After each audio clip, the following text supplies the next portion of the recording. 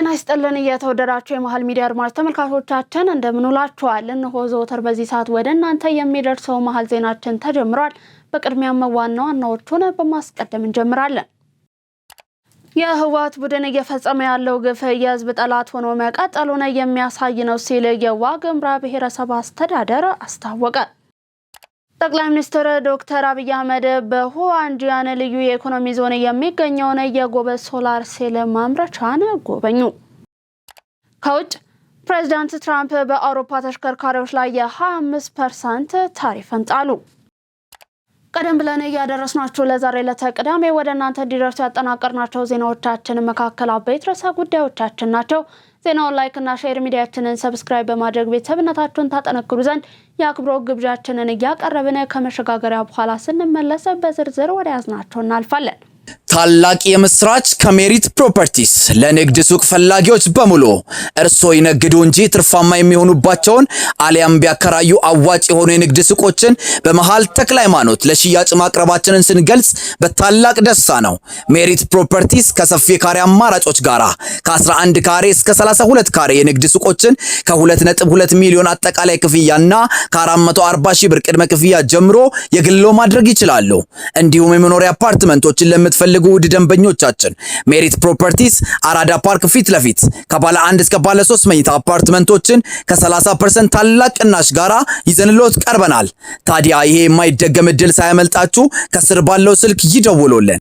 የህወሓት ቡድን እየፈጸመ ያለው ግፍ የህዝብ ጠላት ሆኖ መቀጠሉን የሚያሳይ ነው ሲል የዋግምራ ብሔረሰብ አስተዳደር አስታወቀ። ዝርዝር ዘገባውን ተከታትለን እንመለስ። ህገወጡ የህወሓት ቡድን እየፈጸመ ያለው ግፍ የህዝብ ጠላት ሆኖ መቀጠሉን የሚያሳይ ነው ሲል የዋግምራ ብሔረሰብ አስተዳደር አስታውቋል። ህገወጡ የህወሓት ቡድን የፕሪቶሪያን የሰላም ስምምነትን በመጣስ በህዝብ ላይ እያደረሰ ያለው ግፍን የሚያወግዝ ህዝባዊ ሰልፍ በዋግምራ ብሔረሰብ አስተዳደር በሰቆጣ ከተማ በዛሬው ዕለት ተካሂዷል።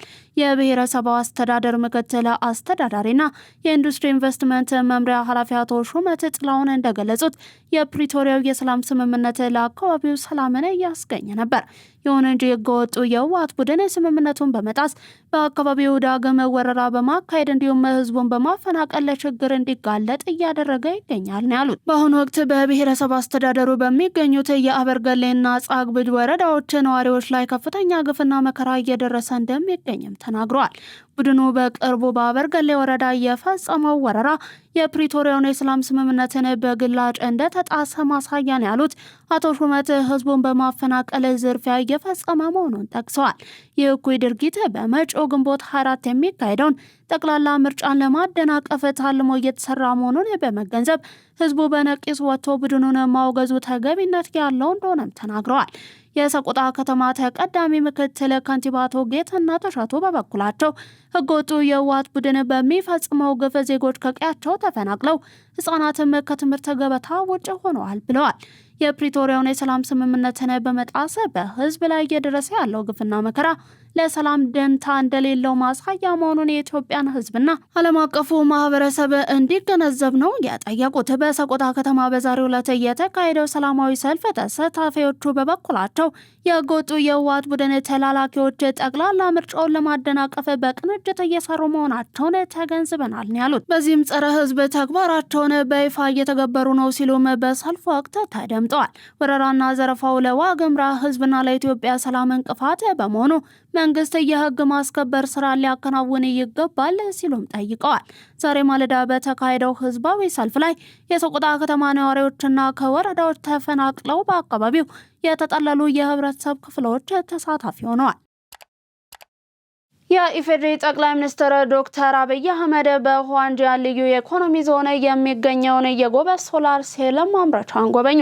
ጠቅላይ ሚኒስትር ዶክተር አብይ አህመድ በአዲስ አበባ በሆዋንጂያን ልዩ የኢኮኖሚ ዞን ውስጥ የሚገኘውን የጎበዝ ሶላር ሴል ማምረቻን ዛሬ ጎብኝተዋል።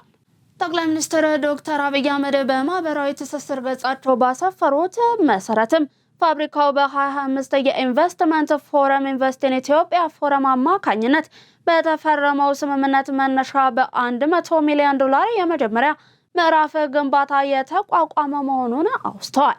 በውጤታማ ድጋፍ እንዲሁም ክትትል በ6 ወራት ብቻ እውን የሆነው ጎበዝ ሶላር ሴል ማምረቻ ዘመናዊ ማሽኖች እንዲሁም በቴክኖሎጂ የተዋቀረ ነው ብለዋል። ማምረቻው ለበርካታ ዜጎች የስራ ዕድል መፍጠር መቻሉንም ጠቅላይ ሚኒስትሩ በመልእክታቸው ገልጸዋል።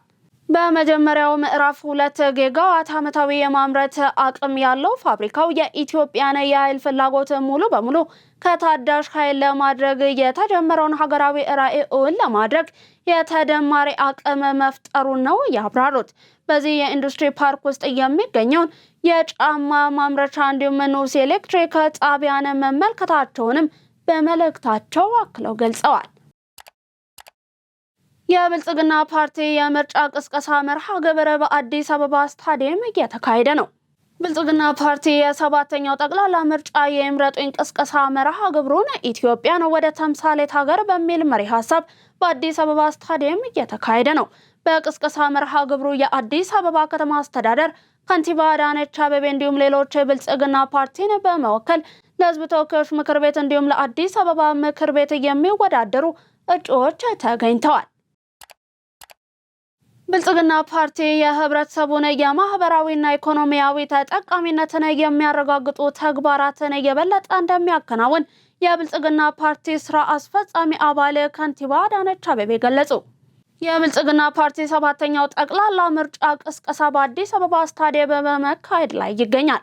በመርሃ ግብሩ የአዲስ አበባ ከተማ ከንቲባ እንዲሁም የብልጽግና ፓርቲ ስራ አስፈጻሚ አባል አዳነች አቤቤ በብልጽግና ፓርቲ የአዲስ አበባ ከተማ ቅርንጫፍ ጽህፈት ቤት ኃላፊ ሞገስ ባልቻ፣ የአዲስ አበባ ከተማ ምክር ቤት አፈ ጉባኤ ቡዜና አልከድር፣ ፓርቲውን ወክለው የሚወዳደሩ እጩዎች፣ የፓርቲው አባላትና ደጋፊዎች ተገኝተዋል። የብልጽግና ፓርቲ ስራ አስፈጻሚ አባልና የአዲስ አበባ ከተማ አስተዳደር ከንቲባ አዳነች አቤቤ በዚህ ወቅት እንደገለጹት ህዝብ ብቸኛው የስልጣን ባለቤት ነው ብለዋል።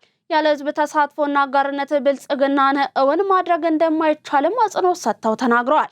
የብልጽግና ፓርቲ ባለፉት ዓመታት የህብረተሰቡን ተጠቃሚነትን የሚያረጋግጡ በርካታ ተግባራትን ማከናወናቸውን የገለጹት ከንቲባዋ የኢትዮጵያን ብልጽግና የሚያቆመው አንዳች ምድራዊ ኃይል እንደሌለ ገልጸዋል። በከተማዋ የተከናወኑ የልማት ስራዎች ማንንም ያልዘነጉ አካታች መሆናቸውን ጠቁመውም እነዚህ ተግባራት የህብረተሰቡን ኢኮኖሚያዊ እንዲሁም ማህበራዊ ተጠቃሚነትን የሚያረጋግጡ ናቸው ብለዋል። ብልጽግና ቃሉን የሚጠብቅ ፓርቲ ነው ያሉት ከንቲባ አዳነች አቤቤ የከተማዋን ገጽታም ቃል በገባው መሰረት መገንባቱን ተናግረዋል። በቀጣይም ብልጽግና ፓርቲ የህብረተሰቡን ተጠቃሚነት ለማረጋገጥ እንደሚሰራ ቃል በመግባት ብልጽግናን ይምረጡ ሲሉ ጥሪያቸውን አቅርበዋል። በመላው ሀገሪቱ በስፋት እየተከናወነ የሚገኘው የልማት ትሩፋት ንቅናቄ ምርታማነትን በጥፍ ማሳደግ ማስቻሉን የግብርና ሚኒስቴር ገለጸ። የልማት ትሩፋት መርሃ ግብር በኢትዮጵያ የምግብ ዋስትናን በማረጋገጥና የተመጣጠነ ምግብ እጥረትን ለመቅረፍ በጠቅላይ ሚኒስትር ዶክተር አብይ አህመድ አማካኝነት ይፋ የተደረገ ሀገራዊ ንቅናቄ ነው። ይህ የልማት እቅድ በዋነኛነት የወተት፣ የዶሮ፣ የማር፣ የስጋ እንዲሁም የአሳ ሀብት ልማትን በቤተሰብ ደረጃ በማስፋፋት ምርትና ምርታማነትን ለማሳደግ ያለመ ነው። በገጠርና በከተሞች በስፋት እየተተገበረ የሚገኘው ንቅናቄው የዜጎችን የምግብ አጠቃቀም ባህልን በመቀየርና ራስን በምግብ ለመቻል የሚደረገውን ጥረት በማፋጠን ረገድ እንደ ዋና የልማት ምሰሶ ተደርጎ ይወሰዳል። ኢትዮጵያ ያሏትን ጸጋዎች በአግባቡ መጠቀም ከቻለችና ካለማች የእንስሳት ተዋጽኦ ምርቶች የቅንጦት ምግቦች ሳይሆኑ ከልማት መጥፋት የሌለባቸው እንደሆነ ታምኖበት በስፋት እየተሰራ ነው። በግብርና ሚኒስቴር የእንስሳት እንዲሁም ዓሳ ሀብት ዘርፍ መሪ ስራ አስፈጻሚ አዚዛ አያሌው ከኢትዮጵያ ዜና አገልግሎት ጋር ባደረጉት ቆይታ እንደገለጹትም በሀገር አቀፍ ደረጃ በልማት ትሩፋት እየተከናወኑ የሚገኙ ተግባራት በምግብ ራስን ለመቻል የሚያግዙ ናቸው። የልማት ትሩፋት ተግባራቱ ውጤት እያስመዘገቡ መሆናቸውን ጠቅሰው ይህም የምግብ ዋስትናን ለማረጋገጥ አስቻይ መሆኑን ተናግረዋል። በአዲስ አበባ ከተማ እየተከናወኑ የሚገኙ የኮሪደር ግዙፍ የልማት ስራዎች ገጽታዋን በመቀየር ረገድ አስደናቂ ለውጥ ማሳየታቸውን የተለያዩ ሀገራት አምባሳደሮች ገለጹ። ሀሳባቸው ተጠናቅሯል፣ እንደሚከተል ይቀርባል። አምባሳደሮቹ ለኢትዮጵያ ዜና አገልግሎት እንዳሉት ባለፉት አጭር ጊዜያት ውስጥ በዋና ከተማዋ የታየው ከፍተኛ ለውጥ አስደናቂ ነው ብለዋል። አዲስ አበባ የገጽታ በመቀየር ለነዋሪዎቿም ሆነ ለጎብኚዎች ምቹ፣ ዘመናዊ እንዲሁም ውብ ከተማ ለመሆን መቻሏን ተናግረዋል። ይህ ለውጥ በሌሎች የኢትዮጵያ ከተሞችም መስፋፋቱ ለሀገሪቱ የቱሪዝም እንዲሁም የኢኮኖሚ እድገት ትልቅ ተስፋ የሚሰጥ መሆኑን ገልጸዋል። በኢትዮጵያ የሮማኒያ አምባሳደር ጁሊያ ፓቲካ በአዲስ አበባ በአጭር ጊዜ ተሰርቶ የታየው ለውጥ ለማመን የሚከብድ ስራ መሆኑን ተናግረዋል። አምባሳደሯ እንደገለጹት ባለፈው 1 ዓመት ተኩል ውስጥ ከተማዋ አስደናቂ ለውጥን ማሳየቷን ተናግረዋል። በኮሪደር ልማት በተሰራው ስራ ሰፋፊ አውራ ጎዳናዎች፣ ለእግር ጉዞ የሚሆኑ ውብ ስፍራዎችና ፓርኮች ያሏቸው ዘመናዊ ከተማ ሆናለች ብለዋል። በኢትዮጵያ የሜክሲኮ አምባሳደር አሌሃንድሮ ኢቨስ ስቲቪሊ ካስትሮ በበኩላቸው የኮሪደር ልማቱ ለከተማዋ የላቀ ውበት ከመስጠቱም በላይ ለሕዝቡ ምቹ ሁኔታን ፈጥሮ መመልከታቸውን ተናግረዋል። አምባሳደሩ በተለይ ለውጭ ሀገር ዜጎች በከተማ ውስጥ ለመዘዋወር፣ ለመንዳት እንዲሁም ለመዝናናት አሁን ያለው ሁኔታ በጣም ቀላልና ማራኪ መሆኑን መስክረዋል። በኢትዮጵያ የፊንላንድ አምባሳደር ሲኒካ አቲላ በቆይታቸው ወቅት የተመለከቱት የኮሪደር የፓርኮች እንዲሁም የወንዝ ዳርቻ ልማት ስራዎች አስገራሚ መሆናቸውን ገልጸዋል።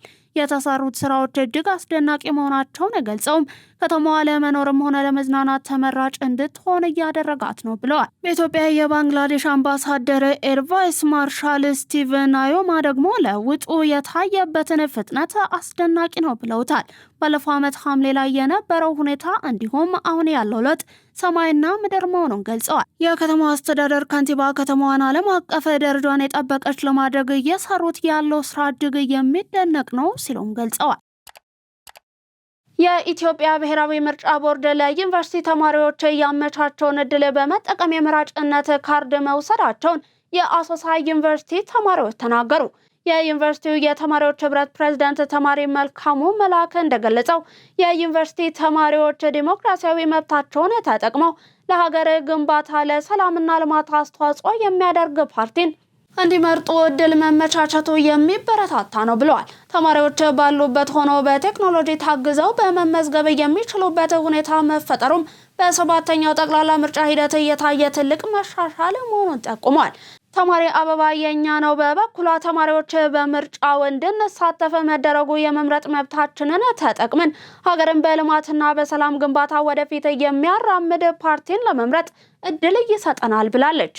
ለተማሪዎች የተመቻቸውን እድል በመጠቀም የምርጫ ካርድ መውሰዱን የገለጸው ተማሪ አብያን ኩኩ ባሉበት ሆነው ካርድ ማውጣት መቻላቸው ጊዜና ጉልበታቸውን በመቆጠቡ ሊበረታታ ይገባል ብለዋል። ግንቦት 4 ቀን 2018 በሚካሄደው ጠቅላላ ምርጫ ድምጹን ለሚፈልገው የፖለቲካ ፓርቲ በመስጠት የዜግነት ኃላፊነቱን ለመወጣት መዘጋጀቱን ጠቁሟል። የኢትዮጵያ ስፔስ ሳይንስ ሶሳይቲ ኢትዮጵያ ሳይንሳዊ ማህበረሰብን ለመገንባት ለምታደርገው ጥረት መሰረት መጣሉን የቀድሞ ምክትል ጠቅላይ ሚኒስትር እንዲሁም የሶሳይቲው የበላይ ጠባቂ ደመቀ መኮንን ገለጹ። እንደ አውሮፓውያኑ የዘመን ቀመር 2004 የተመሰረተው የኢትዮጵያ ስፔስ ሳይንስ ሶሳይቲ 21ኛ ጠቅላላ ጉባኤውን እያካሄደ ነው። ተጨማሪ አለ። አቶ ደመቀ መኮንን በዚህ ወቅት እንደገለጹት ኢትዮጵያ ሳይንሳዊ ትውልድን ትገነባለች የሚለውን መርህ ገቢራዊ ለማድረግ በምታደርገው እንቅስቃሴ ሶሳይቲው ጉልህ ሚና በመወጣት ላይ ይገኛል። በኢትዮጵያ ስፔስ ሳይንስ ሶሳይቲና በመንግስት ቁርጠኝነት ለሳይንስ እድገት ወሳኝ የሆኑ እንደ ስፔስ ሳይንስና ጂኦስፓሻል ኢንስቲትዩት ያሉ ተቋማት በተደራጀ መንገድ እንዲቋቋሙ ተደርጓል ብለዋል። የኢትዮጵያ ስፔስ ሳይንስ ሶሳይቲ በዓለም አቀፍ ደረጃ የታወቀ ወጣት የሳይንስ ተመራማሪዎችንና አስትሮኖመሮችን ማፍራቱን ገልጸዋል። የኢትዮጵያ ስፔስ ሳይንስ ሶሳይቲ ባለፉት 2 አስርት ዓመታት በርካታ ወጣቶችን በማፍራትና በምርምር ተስፋ ሰጪ ተግባራት መከናወናቸውን ጠቅሰው በዓለም አቀፍ ደረጃ ተወዳዳሪነቱን ይበልጥ ለማረጋገጥ ከዚህ በላይ መስራት ይጠበቅበታል ብለዋል። ሳይንስ ለግብርና የዲጂታል አብዮት እድገትና ከሰው ሰራሽ አስተውሎት አርቲፊሻል ኢንተለጀንስ ጋር እኩል ለመራመድ ወሳኝ መሆኑን ገልጸው ዘመኑን የሚዋጅ ዝግጅት ማድረግ እንደሚገባም ተናግረዋል። ወጣቶችን በሳይንስና አስትሮኖሚ ለማብቃት የሚደረገው ጥረት በማጠናከር በዘርፉ ከመጠቁ ሀገራት ጋር ያለውን ልዩነት ማጥበብ እንደሚገባም አስገንዝበዋል። በተወሰኑ ስራዎችና ውጤቶች መርካት የለብንም ያሉት አቶ ደመቀ መኮንን ለዚህ ደግሞ የወጣቶች ተሳትፎ ቁልፍ መሳሪያ መሆኑን አስረድተዋል። የስፔስ ሳይንስና ጂኦስፓሻል ኢንስቲትዩት ምክትል ዋና ዳይሬክተር ዶክተር ይሽሩ አለማየሁ በበኩላቸው የኢትዮጵያ ስፔስ ሳይንስ ሶሳይቲ ለስፔስ ሳይንስ እድገት ትልቅ ባለውለታ መሆኑን አስታውቋል። ስፔስ ሳይንስ የሉዓላዊነት፣ የምግብ ዋስትና፣ የዲፕሎማሲ፣ የጤና፣ የዓለም አቀፍ ፖለቲካ ጉዳይ መሆኑን በማንሳትም ያለ ስፔስ ሳይንስ መቆም እንደማይቻል ገልጸዋል። የሀገርን ኢኮኖሚያዊና ልዕልናን ለማስቀጠል ስፔስ ሳይንስ ወሳኝ መሆኑን አስገንዝበው ሶሳይቲ ወጣቶችን ለማፍራት የሚያደርገውን ጥረት የተለያዩ ተቋማትን መደገፍና በትብብር መስራት አለባቸው ሲሉ አጽንኦት ሰጥተው ተናግረዋል። ኢትዮጵያ የአህጉሪቱ የታዳሽ ኃይል ልማት ማዕከልነቷን ለማረጋገጥ በጀመረችው ጉዞ ያስመዘገበቻቸው ተጨባጭ ውጤቶች አጠናክራ መቀጠሏን የኢትዮጵያ ኤሌክትሪክ ኃይል ገለጸ።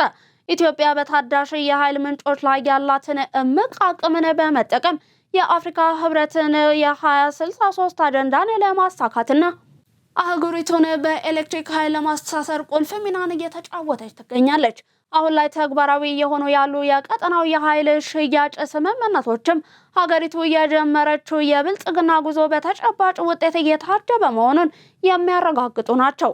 ታላቁ የኢትዮጵያ ህዳሴ ግድብ፣ የአይሻ 2 እንዲሁም የአሰላ የንፋስ ኃይል ማመንጫዎች በስኬት ተጠናቀው ወደ ስራ በመግባታቸው የሀገሪቱን የኃይል ማምረት አቅም ከ9752 ሜጋዋት በላይ ደርሷል።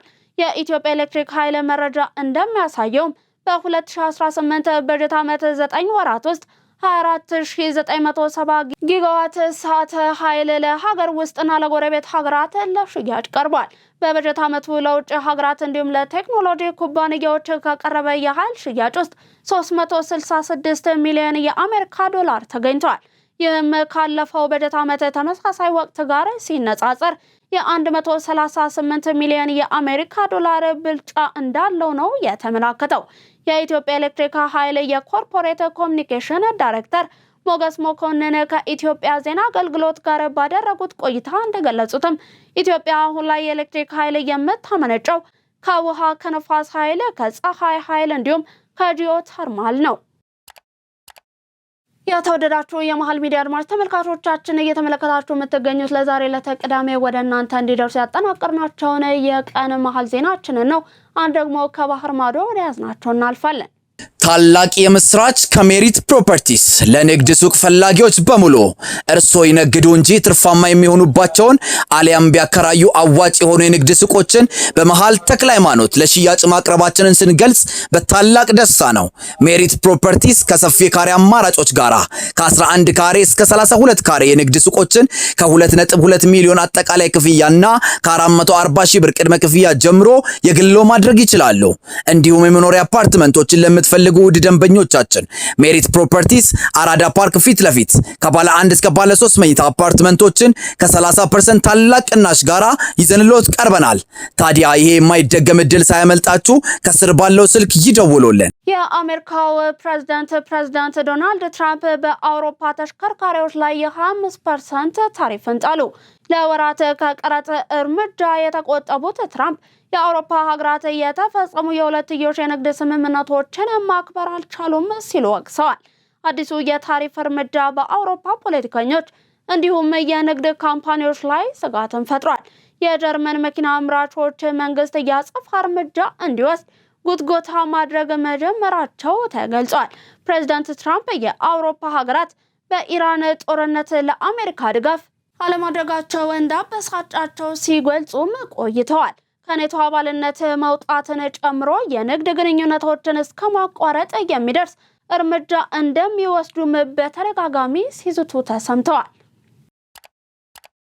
የተወደዳችሁ የመሃል ሚዲያ አድማጭ ተመልካቾቻችን ዜናዎቻችንን አበቃን። አብራችሁን ምርጫችሁ አድርጋችሁ ስትመለከቱን ስለነበር እጅግ እናመሰግናለን። ዜናውን ላይክ እና ሼር፣ ሚዲያችንንም ሰብስክራይብ በማድረግ ቤተሰብነታችሁን ታጠነክሩ ዘንድ የአክብሮት ግብዣችን ነው። ከዩቲዩብ ባለፈ በቲክቶክ፣ በፌስቡክ፣ በቴሌግራም ገጾቻችን ተጨማሪ የመሃል ይዘቶችን መመልከት ትችላላችሁ። በኔ ቦታ በቃው። ሰናይ ቀን ተመኘን።